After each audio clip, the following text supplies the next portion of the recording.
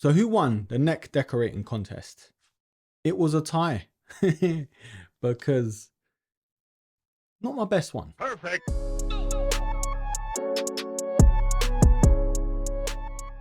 Right, broskies, a bit of a late edition with this one, with Nike's Olympic shoe releases and sneakers. And yeah, I'm glad they finally gave us this. Definitely my cup of tea, if you know what this is actually called. It's called the Black Tea Air Max Plus. But anyways, it is the Nike Air Max Plus Olympic 2024.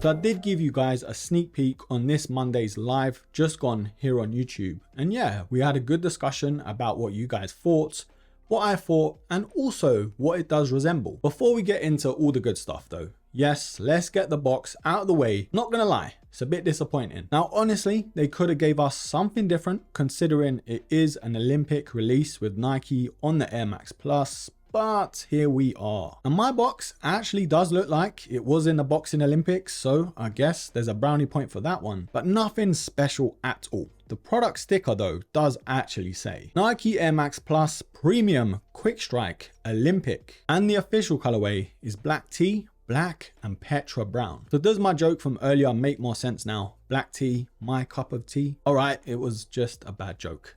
Let's move on. Now, I'm very grateful for all the TNs that Nike are giving us at the minute. They're very different. They sort of stand out in a good way, in my opinion. And I've seen the comments. This shoe, especially this colorway, isn't going to be for everyone. Now, before we go into the sizing, yes, purchase links are down below in the description box. So if you're after these, that's the place to go. Okay, so they've changed up a lot of the materials that we will get into in a little bit. But in terms of sizing, there's nothing that's really changed. For me, even though the Air Max Plus is a more narrower shoe than your conventional Air Max sneaker, I've always gone true to size. And it's only because I'm more on a narrower side. So if you don't like that feeling, yeah, you might need to go half a size up. And I go true to size with the likes of the Air Max 90, the 95, even the Air Max BW and so on. So if you go true to size on those shoes, then yeah, stick to that. But short story long, broskies, if you can, try before you buy. But for me, these were a true to size. Now, as soon as I got these out of the box, the only thing that came to my mind was the Coldwall collaboration. Now, yes, minus all the cool branding, minus the sick box that it came in. I'm talking more about the actual shoe itself, how it looks, the switch up in materials, even the shape too. And dare I say it, the premium feel. Now, when I first saw this shoe, like the stock images and pictures online, they actually look black. But once I got them in hand, it just confirmed to me, yes, it's a very dark brown.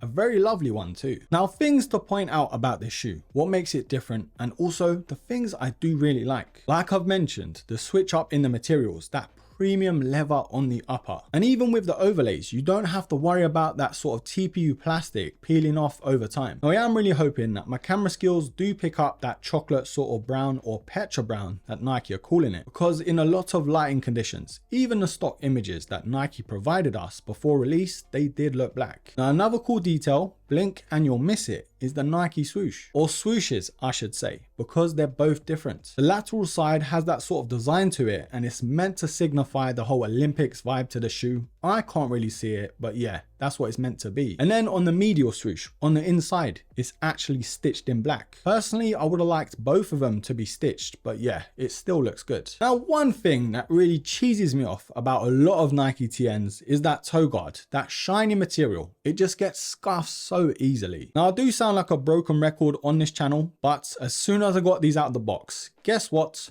They were scuffed. And because it's that shiny plastic in black as well, it does stand out. Now, another small detail, and it's very subtle, but even the laces do have a slight change to them. I can't really describe it, but it's definitely not the standard cotton laces that we do get on a normal GR. Now, the leather tongue does blend nicely with the rest of the upper, and it gives it that extra premium feel. And even that Nike swoosh with the air branding on that black leather tab that just screams premium. Okay, so the sock liner does have that sort of soft velvet feel to it, and it's all blacked out here, but we do have that Nike Air branding towards the back of the insole. Now the Tuned Air logo does return here in its classic form, that yellow, that white, and that red. But what really steals the show for me is that midsole. There's something about that color. It's sort of in the middle between a gray and a brown, and I'm really glad they used it. They could have easily went for a boring black midsole or even a white, but this one has got it spot on. And another thing they have kept OG is that red and yellow towards the medial side in the air unit, which I guess gives it a nice hit of color. Unlike the outsole though, which is pretty much blacked out here, apart from that Tuned Air logo towards the middle. So we've had a look at the shoe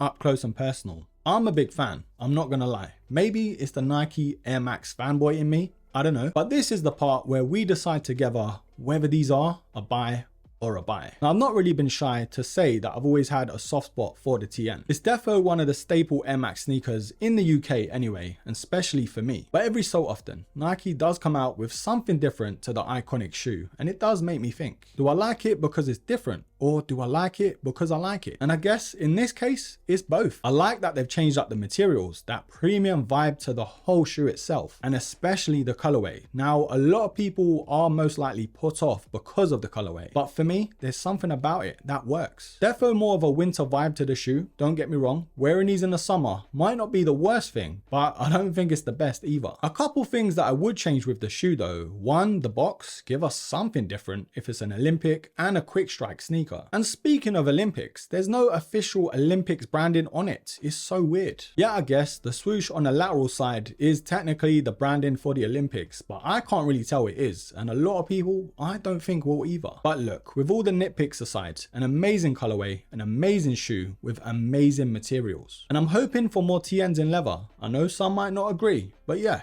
I'm here for it. Anyways, broskies, I am giving this Nike TN an absolute buy.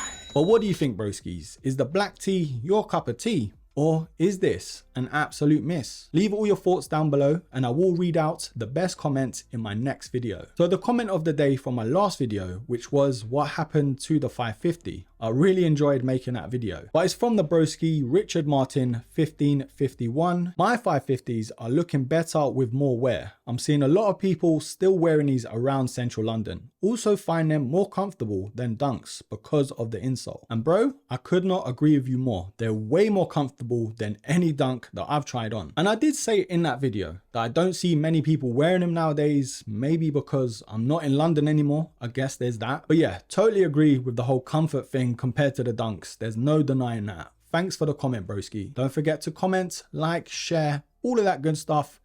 And until the next episode, take care.